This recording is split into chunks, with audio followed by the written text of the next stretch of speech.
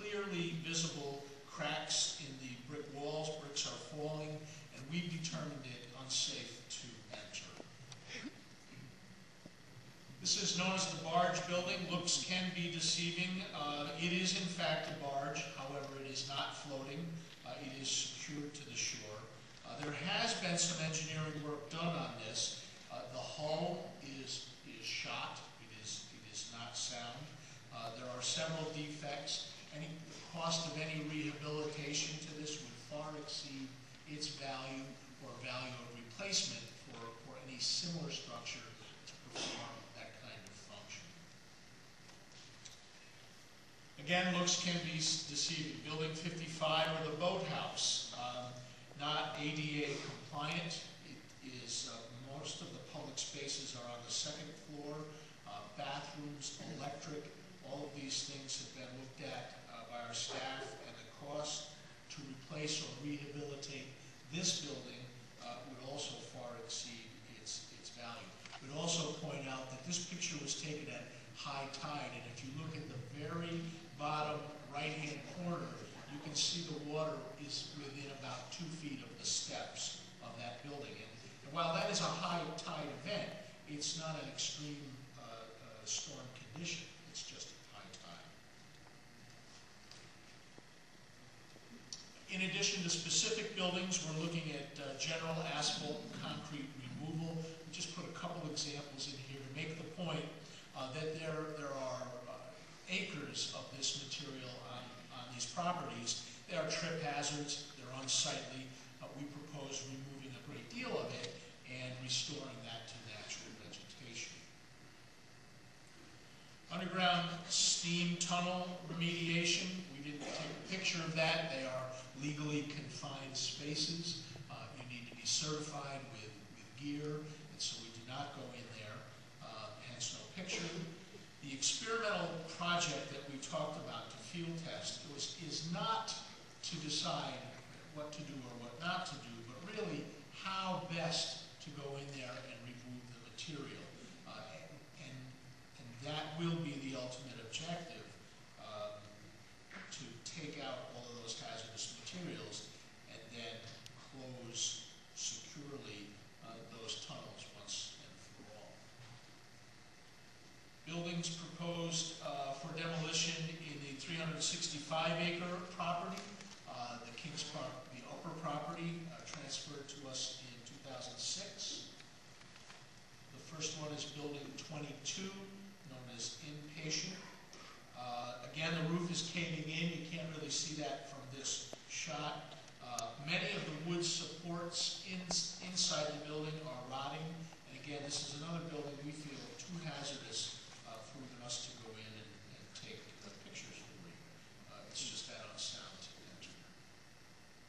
Building 123, the kitchen and dining.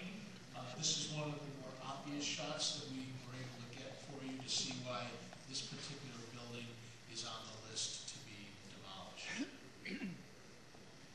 Again, building 56, the community store, looks might be deceiving.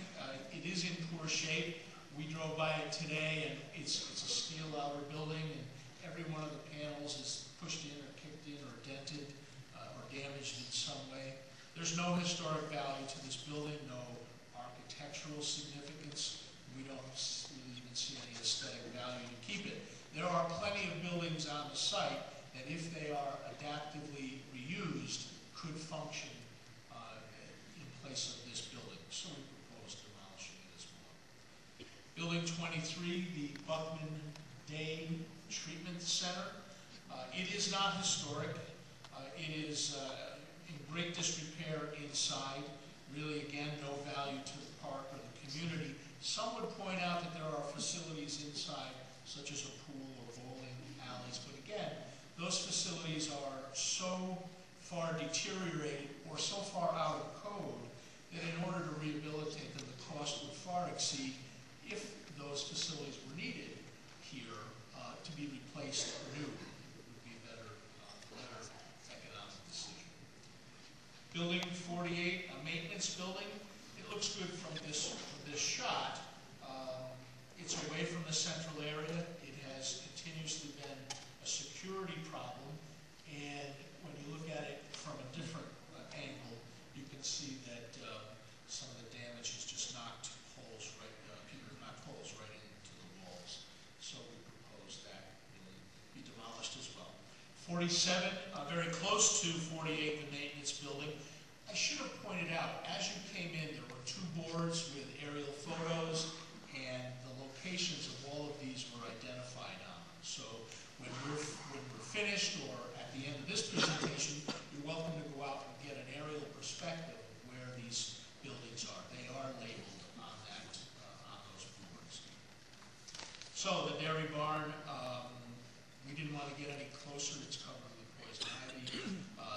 There's no significance that we're aware of. And by the way, when we make a statement like that, if you are aware of significance, this is your opportunity, when this is finished, in the comment period, to comment on any one of these buildings from your perspective.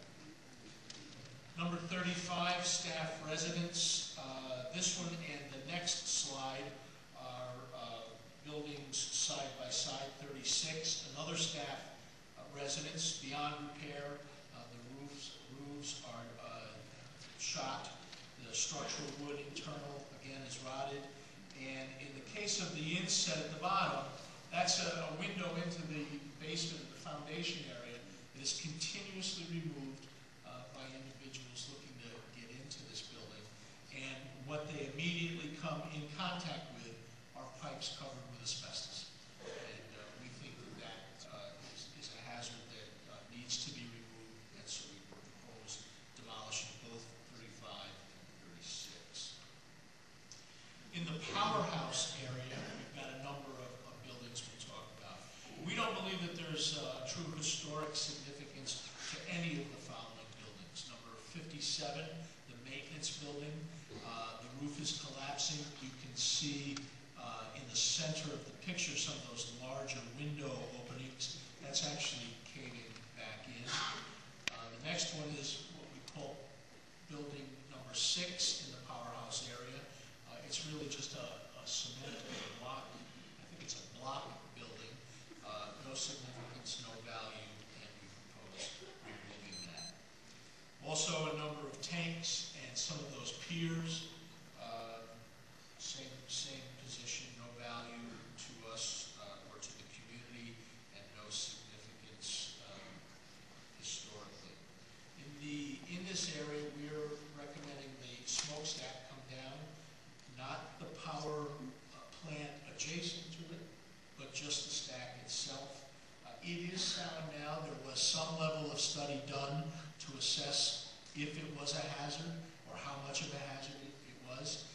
It's okay today, but it's safer to just remove it so that it never becomes a hazard to anyone in the area. The salt shed in the powerhouse area, there's no need for us having a salt storage shed in this location.